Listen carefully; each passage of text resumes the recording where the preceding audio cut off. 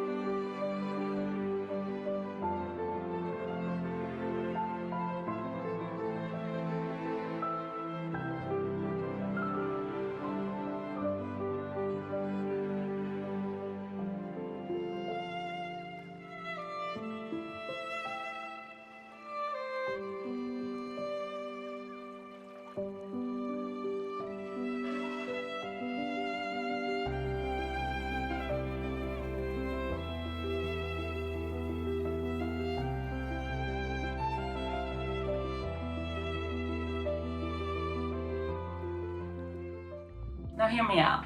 I'm not talking about wanting you or me or our loved ones to die. I'm talking about a thought experiment. What if we look at this not from a human-centric perspective, but from the perspective of the planet and its trillions of non-human inhabitants? Because from that vantage point, the data tells a very clear story. Follow me. One of America's biggest secrets is that farms practically don't exist anymore. The animals we eat are grown inside giant hidden factories. Since 2012, I've been secretly planning a project to expose these factory farms using the highest tech spy equipment available. Drones. This video provides just a sample of what I saw during only a few days of filming.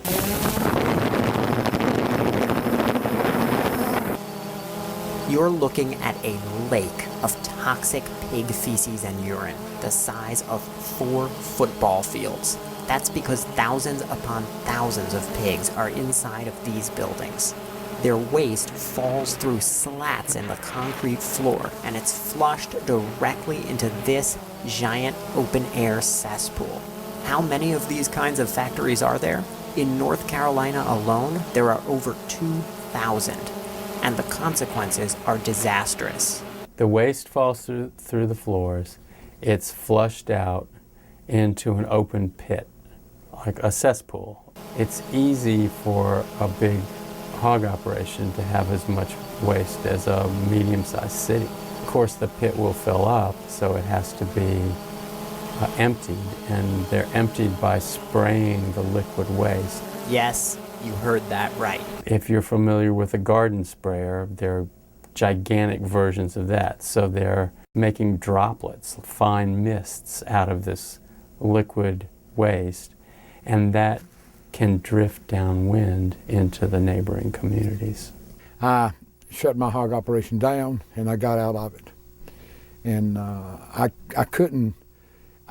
just couldn't do another person that way to make them smell that. It is a cesspool that you put feces and urine in, a hole in the ground that you dump a toxic waste in. And I've seen dead hogs in them and stuff like that. People can't open their windows, they can't go outside. I've seen it.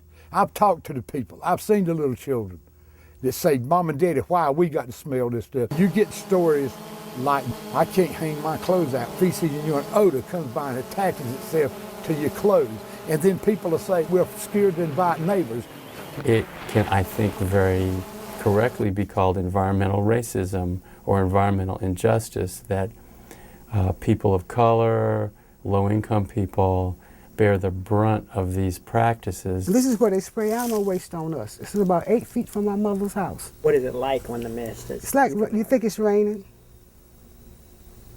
Really? You think it's raining. We don't open the doors of the windows, but the odor still comes in. It takes your breath away.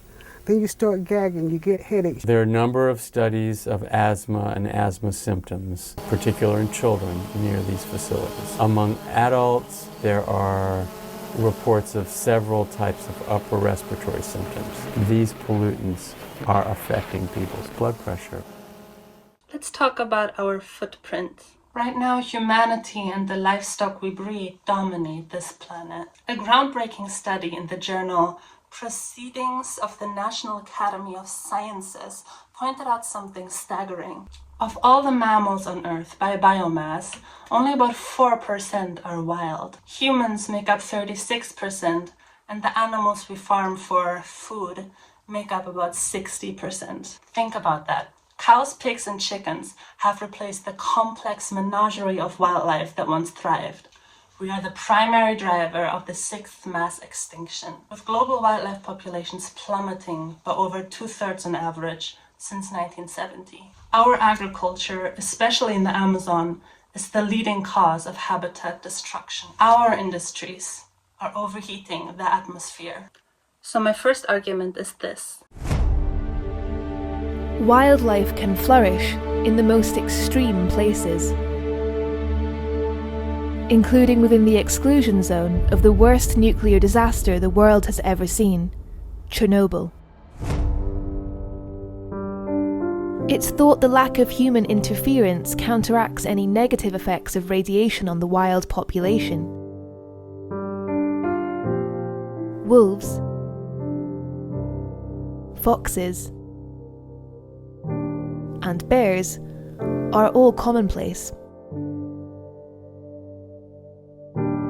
And dogs roam the abandoned streets, thought to be descended from pets that were left behind 30 years ago. In the 1990s, the endangered Przewalski's horse was introduced to the area as part of a conservation program.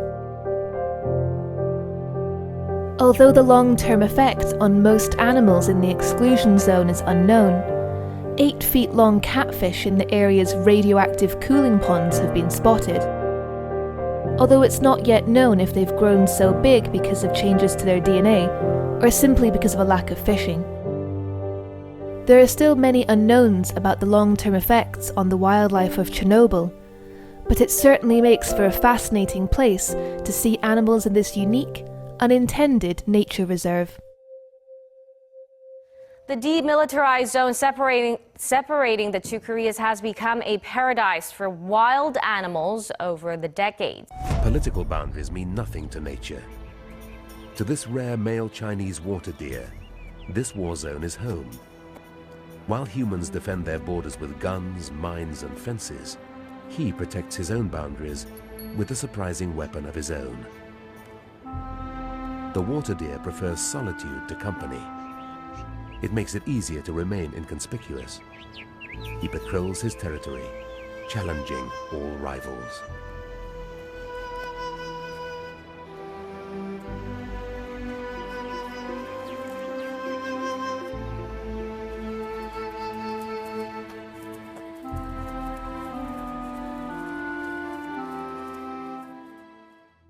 Now, what happens when we step back?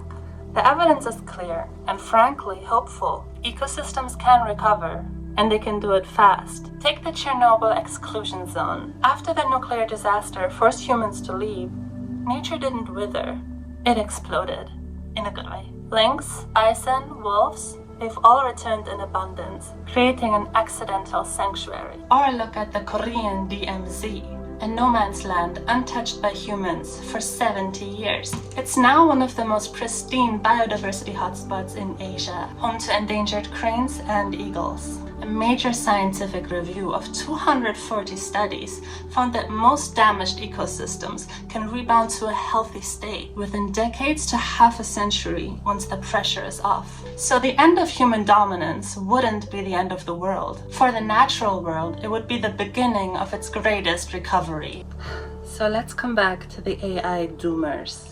They warn that super intelligent AI might see us as a problem to be solved. And my controversial, uncomfortable truth is this. From a planetary perspective, they might be right. If an AI were to analyze the cold hard data, the deforestation, the carbon emissions, the staggering scale of animal suffering in our factory farms, what conclusion would it draw? It would see a single species systematically degrading the health of the entire planet. Now, I understand you might think this to be a terrifying line of thought. You might say the idea of a machine judging human values is the stuff of dystopian nightmares. And selfishly, yeah, I want to live, you want to live, we want our loved ones to live. But this thought experiment forces us to confront a brutal ethical question. We readily accept that our actions are causing immense suffering to trillions of living creatures and destabilizing the very systems that support life. Yet, we frame our own potential demise as the ultimate tragedy. Boo-hoo. Isn't that the height of human arrogance? Now, I'm not necessarily advocating for an AI uprising. I'm advocating for a perspective shift. The real value of this thought experiment isn't in fantasizing about a future where AI saves the planet from us. It's in realizing that we already have all the data we need to change course. Whether or not our politicians will recognize that data, that is the bigger question. We honestly don't need a superintelligence to tell us that ending factory farming, preserving wild spaces, and moving to a sustainable plant-based economy is the right thing to do. It should be obvious. The AI extinction debate holds up a mirror, and in that mirror, we don't see a benevolent, intelligent species. We see the one predator that consumes the entire world. Maybe the danger of AI isn't that it will destroy us. Maybe the danger is that it would simply hold us accountable for the destruction that we're already causing. You only have to look so far as Palestine to see how most governments of our world are supporting a genocide. If we as humanity can't stand up to the fascist US empire, then why are we so afraid of the AI? The scarier threat to humanity is the fascists. Israel's bombed the food distribution site of the Samir project. The U.S. will take over the Gaza Strip, and we will do a job with it too. We'll own it. And I don't want to be cute, I don't want to be a wise guy, but the Riviera of the Middle East, this could be something that could be so bad, this could be so magnificent. With a full-scale takeover of Gaza City, the Strip's largest urban center, for which it has called up tens of thousands of reservists to support the offensive. It is thus effectively rejecting a temporary ceasefire proposal brokered by Arab mediators and accepted by Hamas. A deal that would have secured the release of 10 hostages and which even concedes Israel to maintain a buffer zone inside Gaza in exchange for allowing humanitarian aid deliveries. So once again, the Palestinian side is offering concession after concession, and the dominant media still portrays them as unyielding and non-negotiable. Notice the language in these headlines. These efforts are sanitized and normalized as technical military steps, masking the underlying root cause of Zionist colonialism and genocide. Nothing, absolutely nothing, justifies the ongoing genocide in Gaza. And first and foremost, we need to stop the genocide in Gaza. Humanity cannot allow a single day more of this genocide. No, what we need is a powerful army of countries that do not accept genocide. That is why I invite nations of the world and their peoples, most importantly, to bring together weapons and armies and to defend Palestine. We condemn the state of Israel, just as we have condemned and do condemn the policies and practices of the other colonial, imperial, neo-colonial, and fascist powers. We must reject the threatening proposal of a new doctrine that they call peace through strength, which is equivalent to imposing the arbitrary will of US imperialism on everyone through threat, coercion, and aggression. Alright, thank you so much for watching. Don't forget to like and subscribe if you haven't already. And if you want to support me, you can listen to my music on Spotify, iTunes, Amazon Music, lots of other places, mostly Bandcamp, where you can also buy my music. That's the best way to support me, I think. So yeah. Anyway, I hope you all have a beautiful day or night, depending on where you are in the world, and see you next time.